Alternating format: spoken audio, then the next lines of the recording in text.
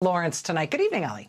Nice treat. You and I don't get to do this handover all that often, so it is a pleasure to have that chance. It was a great show. I had a little trouble concentrating on this show because I was busy watching your show. Well, I'm sure you could do it with one hand tied behind your back, Ali. I'm looking forward to seeing your hour. Thank you, my friend. Not true, but I'll take the compliment. Have a great night, Rachel. Thanks. All right. Well, this week, Donald Trump heads into a critical meeting with China, but he's weakened and he's overextended, and he's still stuck in a war in Iran that's actively reshaping global power away from Washington. This is a war that's now stretching into its 11th week with no clear end in sight as it drains American resources and strains diplomatic ties just 2 days before this high-stakes meeting with China, our biggest adversary. For generations, Americans understood the presidency carried a unique responsibility in moments of international crisis, not just to command the military, but to clearly explain and guide and reassure the public and America's allies that there is a coherent strategy behind the deployment of American power. But as Trump prepares for this upcoming two-day summit with the leader of China, Xi Jinping, he hasn't done any of that. And it's hurting our standing in the world. And today, on day 72 of Donald Trump's war in Iran, China now sees the United States as a, quote, giant with a limp, end quote. The New York Times reports, quote, to some Chinese military and geopolitical analysts, the war has done more than deplete U.S. munitions stockpiles. It has also shattered America's aura of dominance. They argue that it's exposed a major flaw in U.S. war strategy, its inability to make weapons quickly enough to replenish its arsenal in a sustained, intense conflict. This depletion has significantly diminished the U.S. military's ability to project its combat power, laying bare the shortcomings of its global military hegemony, said Yue Gang, a retired colonel of the People's Liberation Army, in an interview. The Atlantic warns that Washington may be no longer capable of reversing or even controlling the consequences of America losing the war in Iran. Quote, there will be no return to the status quo ante, no ultimate American triumph that will undo or overcome the harm done. The Strait of Hormuz will not be open as it once was. With control of the strait, Iran emerges as the key player in the region and one of the key players in the world. The roles of China and Russia as Iran's allies are strengthened. The role of the United States substantially diminished. Far from demonstrating American prowess, as supporters of the war have repeatedly claimed, the conflict has revealed an America that is unreliable and incapable of finishing what it started. That's going to set off a chain reaction around the world as friends and foes adjust to America's failure. Even if Trump were to carry out his threat to destroy Iran's civilization through more bombing, Iran would still be able to launch many missiles and drones before its regime went down, assuming it did go down. Just a few successful strikes could cripple the region's oil and gas infrastructure for years, if not for decades, throwing the world and the United States into a prolonged economic crisis. Even if Trump wanted to bomb Iran as part of an exit strategy, looking tough as a way of masking his retreat, he can't do that without risking this catastrophe. If this isn't checkmate, it's close, end quote. This isn't checkmate, it's close. Yesterday, Donald Trump rejected Iran's latest peace proposal to end the war, posting, quote, I've just read the response from Iran's so-called representatives. I don't like it. Totally unacceptable. The Washington Post reports, quote, Iran's news outlets indicated that the proposal was similar to Tehran's position during the previous negotiating exchange, calling for an official end to the war, the reopening of the Strait of Hormuz, withdrawal of all naval vessels enforcing a U.S. blockade, lifting of U.S. sanctions, an effective ceasefire in Lebanon, and an additional 30 days of talks to iron out the details. Iran has proposed that all discussions of its nuclear program be the subject of subsequent negotiations. Today, the Speaker of Iran's parliament had this message for Donald Trump. There is no alternative but to accept the rights of the Iranian people as laid out in the 14-point proposal. Any other approach will be completely inconclusive, nothing but one failure after another. The longer they drag their feet, the more American taxpayers will pay for it. That came after Donald Trump said this about a ceasefire. I would say the ceasefire is on massive life support, where the doctor walks in and says, sir, your loved one has approximately a 1% chance of living. During what was supposed to be a maternal health care event in the Oval Office, Donald Trump launched into a meandering and at sometimes surreal monologue after he was asked about this really important upcoming trip to China. Trump began by saying that he has a great relationship with President Xi. Then he went on to call Iranian leaders lunatics before marveling at what he described as the coolness of military operators intercepting missiles within seconds. We had 111 shot at one of our ships over a very short period of time. Out of 111 missiles going at 3,000 miles an hour, all 111 missiles were knocked down into the ocean long prior to arriving at the target. And the cool guys, the coolest guys are the guys that do this. You know, they're not brawn, they're brain. They sit back, missile shot. You're going to see it happening. Missiles coming. They got like about 13 seconds to make a decision. It's not like, gee, let's figure it out. They make a wrong calculation. You know, you lose a lot of men and a lot of $1 billion times 10 ships. So, but there's a level of coolness that missile shot, they look, ba, ba, ba, ba, ba, ba, ba, and you know, they're going, heading 47 degrees north, 1,300 feet, going 3,000 miles an hour. Okay, we have it in our sight. Fire, boom. 10 seconds left. Let me tell you, they need smart people. Mm-hmm. These people are smart. Amazing. And they're so smart that they're cool. To be clear, nobody disputes the extraordinary skill of American service members operating missile defense systems under pressure. But what Americans heard from the president today was not clarity. The lack of clarity from the president of the United States carries consequences. Today, The Atlantic's Vivian Salama writes, quote, in the past, Trump supporters and even many U.S. allies viewed Trump's famous unpredictability as unorthodox, but at times effective, a useful means of wrong-footing opponents or shaking up the tired status quo. Many now see something more unsettling in Trump's international relations, including in the 10-week war. What was once viewed as strategic unpredictability now feels like destabilizing unreliability. Leading off our discussion tonight is the Congressman Adam Smith of Washington State. He's the top Democrat on the House Armed Services Committee. Congressman, great to see you. Thank you for being with us. Look, the Speaker of the Iranian Parliament, in saying that America's got to respect the rights of the Iranian people, is a little rich. That is a regime that has denied its own people's rights and was killing its own people, which, by the way, was the best reason, if there was one, of getting involved in trying to help the Iranian people. But we seem to have dropped that off before we even started this war. Yeah, well, it was never realistic to think that a 4, 5, 6-week bombing campaign was going to cause regime change in Iran. And essentially, that's the bet that Trump made. He felt like a 4, 5, 6-week bombing campaign could fundamentally break the Iranian regime, either topple it completely or render it so weak that it would acquiesce to our demands. Now, a whole long list of experts who had looked at the military options told the president, and had been saying for a long time, that that wouldn't work, that the Iranian regime was dug in very deep, very ideological. They could absorb a lot of pain and still survive. So we knew this was going to be a disaster, and that's the way it turned out. And the way the president talks about it, not helpful. I thought of it, strategic ambiguity is a policy we have in some places. You can think of Trump's as incoherent ambiguity. He just sort of babbles in no particular direction, and it's left us in an incredibly vulnerable and dangerous spot, not just in the Middle East, but in the whole world, given how important the Middle East is to the whole world. Well, and so let's get back to this China issue. He's going to China in 2 days. They don't have strategic ambiguity at all. They don't wing it in China. You can like China, you can hate China, you can think of them as as our major adversary, but we buy a lot of stuff from them. It's an important relationship that we've got to figure out. They don't do this. I don't know what they must be thinking as they watch Donald Trump flailing all over the place. Well, I think they've got a great opportunity.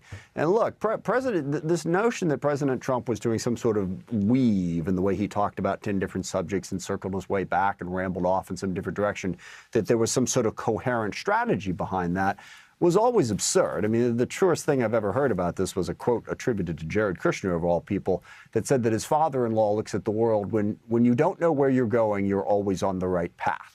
sort of a chaos approach. And that's always been the case. He just reacts. He doesn't have a strategic plan. And as things stumble forward, people say, see, that's what he meant. No, he didn't mean anything. He was just acting from moment to moment. Now we're all paying the price. And China is another big problem. So we overplayed our hand in the Middle East and have now strengthened Iran from where they were when this war started. They were actually negotiating to get rid of their nuclear program when we foolishly started this war. They are now stronger because they've decided to hold the Strait of Hormuz hostage.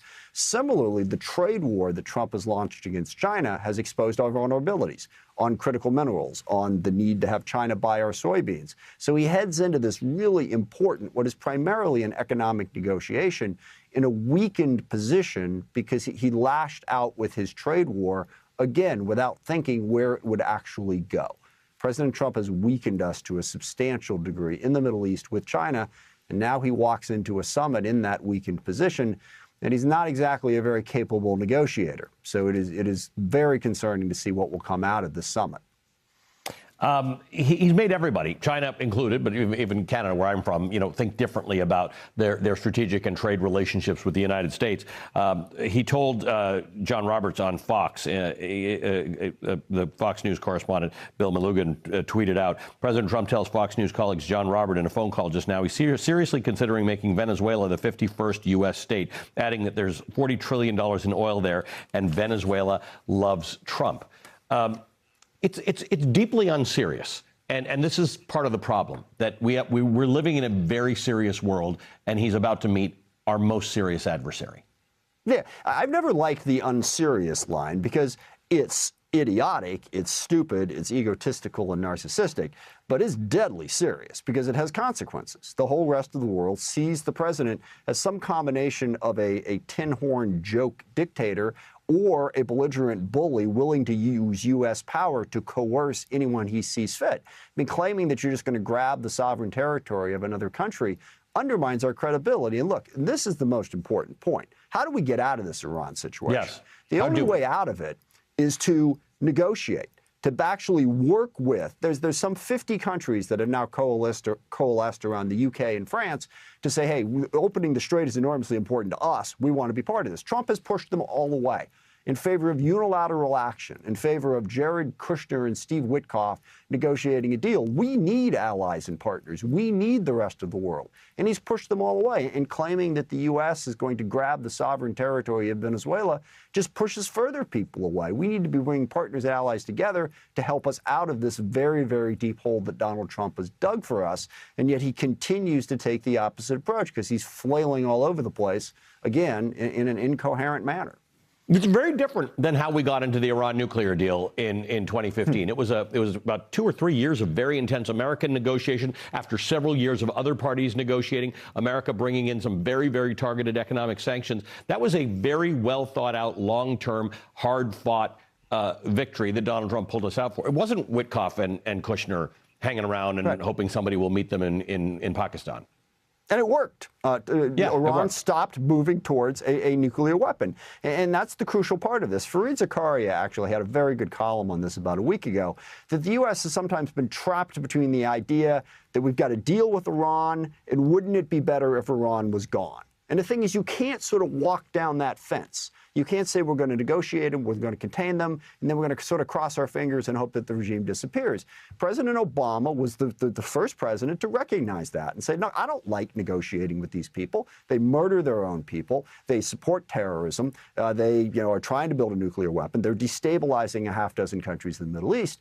But I don't have a military option for eliminating them, which means I have to deal with them. And that's what he did. Trump went back to engaging in the fantasy that there was some military option to eliminate Iran, and it has put us in a much weaker position. Congressman, good to see you. Thanks for being with us. The Congressman Adam Smith is a ranking member of the Armed Services Committee. We always appreciate your time. All right, coming up, from his illegal tariffs to his war in Iran, Donald Trump's failures have weakened the United States economy days before this high-stakes meeting with China, which is largely all about the American economy. The art of losing to China. That's next with the Democratic Congressman Brendan Boyle of Pennsylvania. Okay, as we said, Donald Trump heads to China this week. It's a big deal. It's a country whose standing in the world is growing while America's is slipping. Trump's war in Iran has not only succeeded in giving Iran a brand new weapon, the Strait of Hormuz, but it's further weakened America's economy and this nation's position in the world, much of which is to China's benefit. Today, Trump said losing a vital free global shipping artery in the Strait of Hormuz was, quote, genius, because now countries are buying oil from Texas. Here's today's local news headline from Temple, Texas. Gas prices across Texas surge across Texas as oil prices rise. Gas prices in Texas, by the way, are over $4 a gallon, slightly lower than the national average, $4.52 a gallon. Today, Donald Trump said he wants to suspend the federal gas tax, which is just over 18 cents a gallon. Now, if you attended the second grade and learned basic arithmetic, not Trump math, you'd know today, even without the federal gas tax, the national average for a gallon of gas would be $4.34 a gallon. What Americans need from Donald Trump is for him to stop doing the stupid thing that sent gas prices surging from under $3 a gallon, which is where they were before Donald Trump decided to go to war with Iran. Then there's what we call the soft power side of things. Voters, not normally somewhere we quote from, but Voters reports, as the U.S. bleeds visitors, China closes in on the top tourism spot.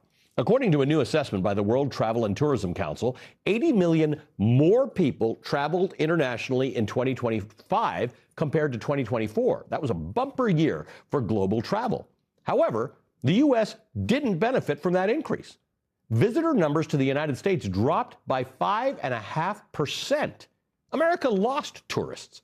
International spending fell to $176 billion from $184 billion. In contrast, China is gaining ground. In 2025, international visitors spending there rose 10.5% to $135 billion. The report notes that China, the world's second largest tourism market, is closing the gap. The report cites tariffs, profiling by ICE and Border Patrol, anti-LGBTQ sentiment, and social media surveillance, all Trump policies, as reasons for the drop in tourism to the United States. Now, to be entirely fair, you get most of that stuff in China, too. But America used to be the land of the free. The biggest attraction to people from my home country, Canada, there's been a huge drop in Canadian tourism because Canadians are angry that Donald Trump tariffed them and repeatedly threatened their sovereignty, although now he's talking about making Venezuela the 51st state, not Canada. And thanks to Donald Trump's war on American universities and federal institutions, China is also winning on that front. The Association of American Universities reported on March 31st, it's official, China tops the U.S. in research and development spending. 3 days later, Donald Trump released his 2027 budget. White House once again proposes massive cuts to scientific research and education. In other words, China eats our lunch, and Donald Trump says, "Here, sirs, please have some more." That is the art of losing to China. The Financial Times sums up how Trump's failures will follow him to China. It says, quote, Donald Trump travels to Beijing this week against the backdrop of two wars that have gone wrong. The real war that he launched against Iran in February and the trade war against China that he dramatically intensified in April of 2025. Trump's strategic position has been further weakened by the fiasco of the Iran war.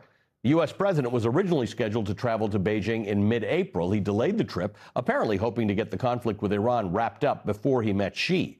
Instead, he'll arrive in China with the Strait of Hormuz still effectively closed and fuming about the United States' inability to bend Iran to its will.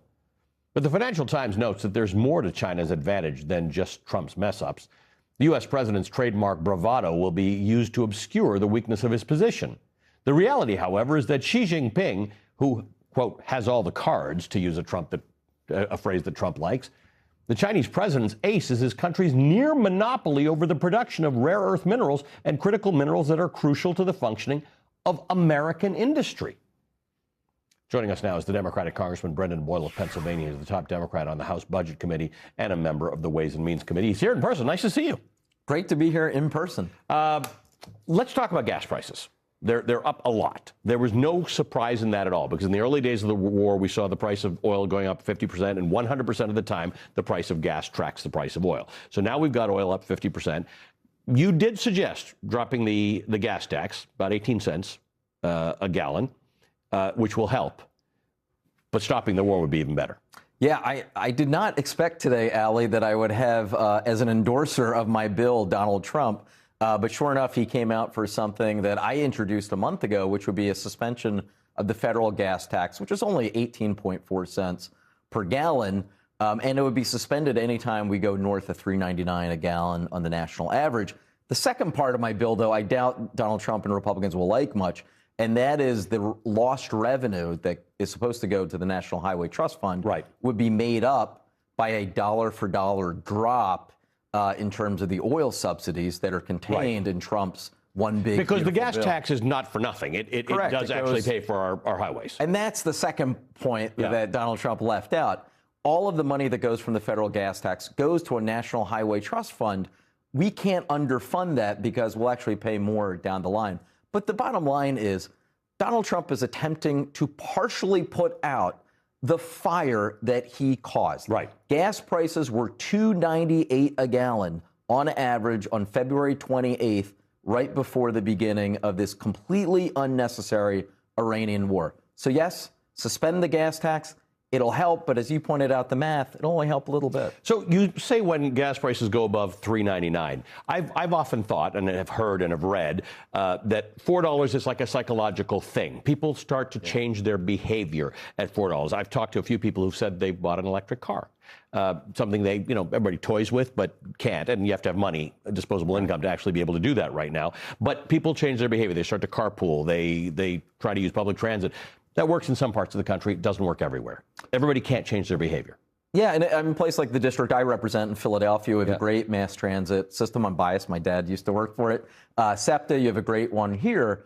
But as we know, in a large swath of the country, there is no mass transit as an option. So it becomes a very difficult thing based on region. But again, the bottom line is this is an entirely self-inflicted wound for the United States because of this asinine war that is absolutely achieving nothing. In fact, right now, the status, if we could return to what the status quo was 2.5 months ago, that would seem like a big victory because it would mean the Strait of Hormuz is back open. And they'll call that a victory, even though it's been open for all of history. This interesting statistic about tourism. Yeah. This is a gimme. Like, countries in the world all want more. Thing America had that was amazing. People said, I'll go to America because I can be safe and it's a great place and terrific things happen. We dropped in tourist dollars in 2025. Where the world surged, there was much more traveling in 2025 than there was in 2024. We lost on that front. And much of it, like I said, I know my Canadian friends and family who are not interested in coming to the United States right now. Not only because they don't like the policy positions, they're a little scared. Yeah, well, I mean, there have been some celebrated examples of tourists, including one that got a lot of attention both in Canada and the UK, of an English woman, retiree in her late 60s, ended up in an ICE detention facility. For months. Those sort of stories have given us a black eye throughout the world. I have to tell you, not to compound this bad news with even worse, we're hosting the World Cup that will be starting pretty shortly. Philadelphia is one of the host cities, also hosting all of the America 250th celebrations. Right now, the early indications are that we're getting nowhere near the number of tourists internationally that we were anticipating. I do fear this could be a great flop, which of course would have such a detrimental effect on our economy. Something closer to what you handle in your work on the Budget Committee, spending. This concept of China has been creeping up on us in terms of research spending. They've been doing that. Their universities are excellent. Our universities are excellent. They're the best in the world. But we've pulled back on something that is probably the single best taxpayer return on investment, right? When you fund a university or health studies or National Institutes of Health Studies, there's no better use of your tax money. We've been pulling back on that. That's exactly right. And this goes back to the Doge effort combined with Russell Vogt. I like to say the most dangerous man in America that most Americans have never heard of. The head of the OMB, the principal author of Project 2025. All of that was laid out in Trump's Project 2025. So I think that, unfortunately, we are going to be paying for this pullback in investment in cancer research and vaccine research and a number of areas in the sciences. I think we're going to be paying for it for a long time, both in dollars and cents, but also the cures that are not being discovered right now. You won't even know. You won't know. In 25 years when you go to a doctor and they say you've got something and we don't have a cure, you don't know that cure might have been there. If it were 1960 and Jonas Salk had not gone down the route he did, you wouldn't necessarily know that, we would have had a vaccine for polio if this doctor from Pittsburgh, Jonas Salk, was actually active in studying this area. Nice to see you in person. Thank you for being here. Great to be here. Pennsylvania Congressman Brendan Boyle is the ranking member on the House Budget Committee. All right, coming up, the redistricting fight is heating up as Republicans are scrambling to gerrymander more Republican seats ahead of what could be a brutal midterm election. A Ron DeSantis effort to redraw Florida's congressional maps is now being challenged in court. Norm Eisen, who organized and helped file that lawsuit, joins me next.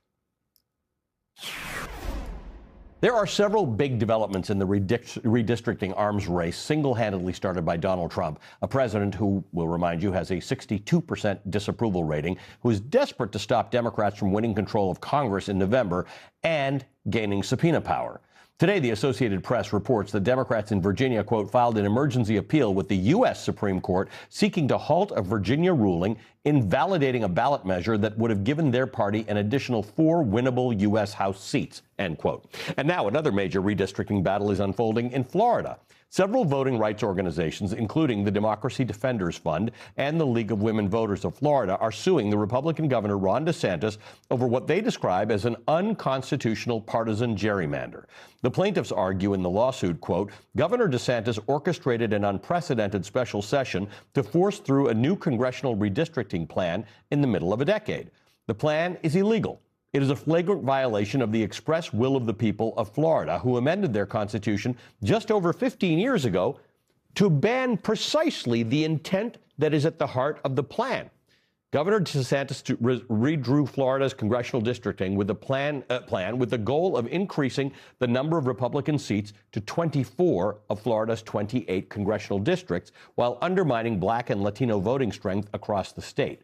The plan targets the remaining 4 seats currently held by Democratic representatives, seeking to disfavor their incumbents and favor the Republican Party by systematically dismantling these Democratic-leaning districts. All right, Norm Eisen, whose organization helped file that lawsuit and who will join us in just a moment, summed it up this way on social media. 60% plus of Florida voters banned partisan gerrymandering in 2010.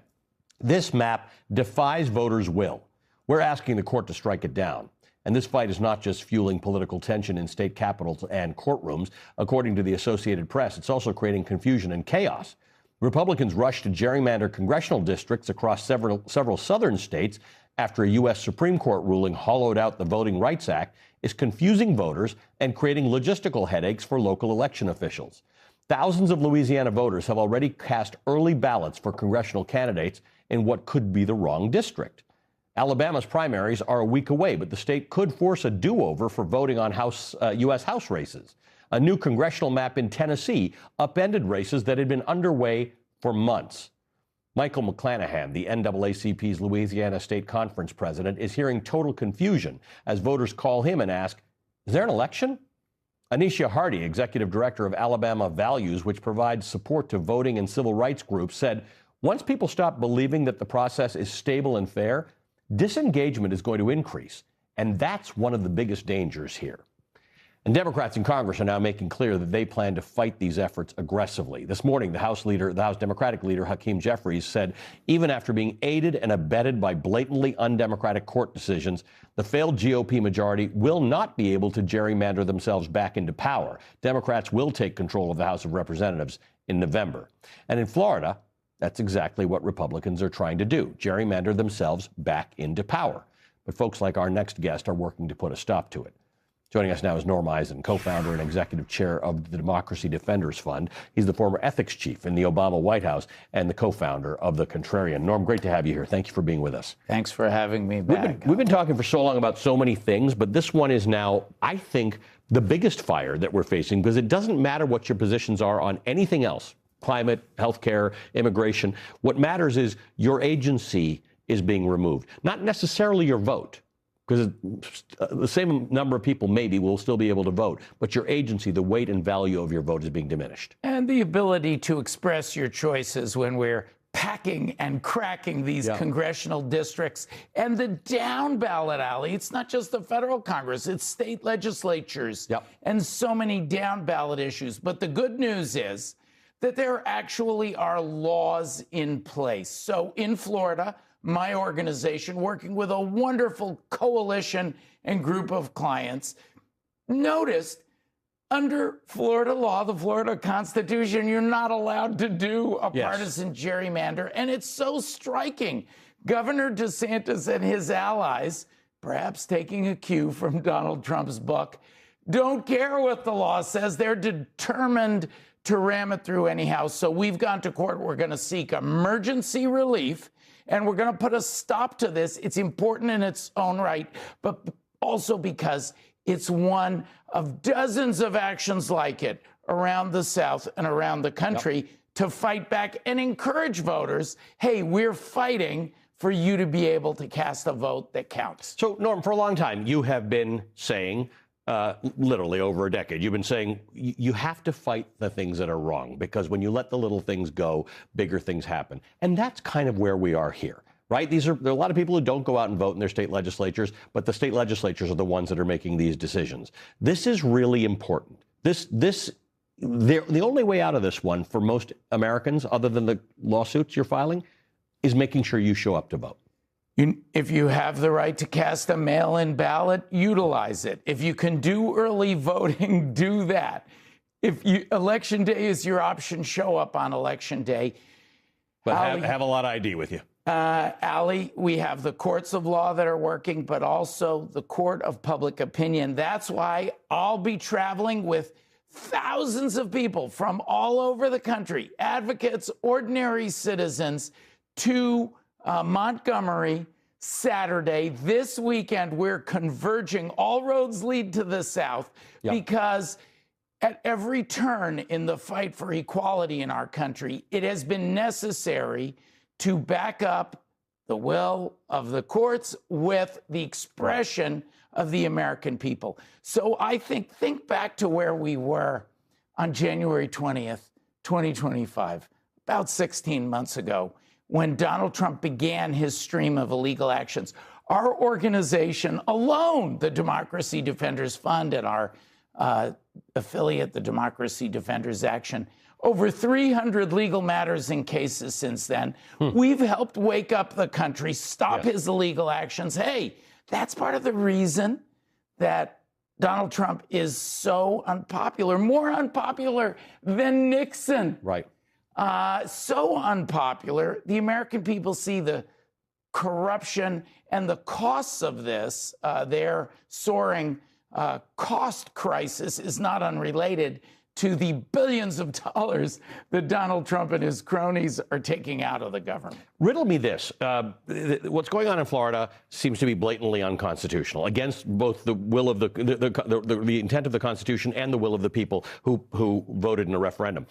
They voted in a referendum in Virginia, and they voted in an election last November. So the will of the people has been heard 2 times in the last 6 months in Virginia, and yet the intent seems to have been overthrown by the Supreme Court of Virginia. You had a Republican-aligned majority on the Virginia Supreme Court adopt an absurd definition of Election Day, stretching it out to nullify one of the necessary steps here. So it's wrong.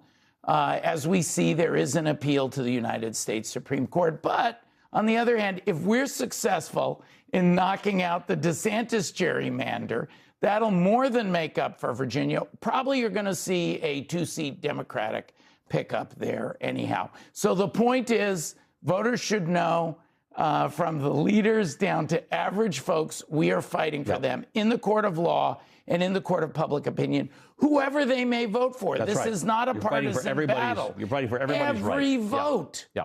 That's what when you're fighting for voting rights, you're fighting for everybody to vote. Norm, great to see you. Thanks, buddy. Thanks, Ali. Norm Eisen is the co-founder of the Democracy Defenders Fund. All right.